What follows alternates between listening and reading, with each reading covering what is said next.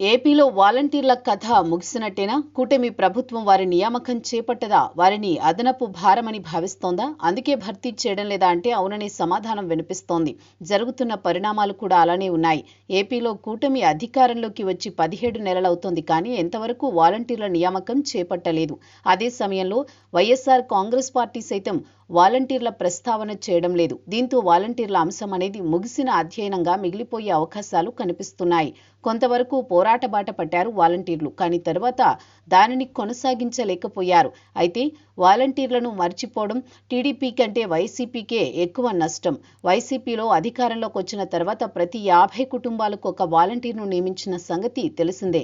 పౌర సేవలతో పాటు సంక్షేమ పథకాలు అందజేసే బాధ్యత ప్రభుత్వం వారికి అప్పగించింది.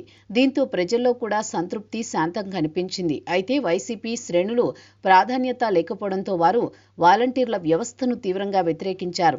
వైసీపీ నాయకత్వ తీరుపై ఆవేదన చెందారు. 2024 ఎన్నికల్లో ఆశించిన స్థాయిలో వైసీపీ శ్రేణులు పని చేయలేదు. దాంతో ఆ పార్టీకి ఘోర పరాజయం ఎదురైంది.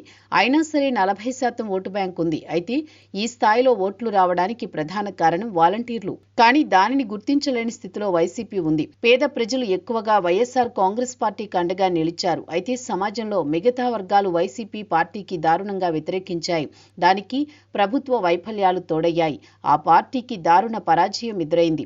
అయితే వైఎస్ఆర్ కాంగ్రెస్ పార్టీకి పేద ప్రజలు అండగా నిలవడానికి మాత్రం ముఖ్య కారణం వాలంటీర్లే. అంతగా పేద ప్రజలతో మమేకమై పనిచేశారు వాలంటీర్లు. 2019 ఎన్నికల తర్వాత వచ్చిన అన్ని రకాల ఎన్నికల్లో వైసీపీ గెలవడానికి అదే ప్రధాన కారణం. కానీ వాలంటీర్లను వైఎస్ఆర్ కాంగ్రెస్ పార్టీ శ్రేణులు వ్యతిరేకించడం, ఎన్నికల్లో ఆశించిన స్థాయిలో పని చేయకపోవడంతోనే వైసీపీకి షాక్ తగిలింది. ఓటింగ్ శాతం ఉన్నా పరాజయం ఎదురైంది. అందుకే దానిని గుర్తించలేని స్థితిలో ఉంది వైసీపీ.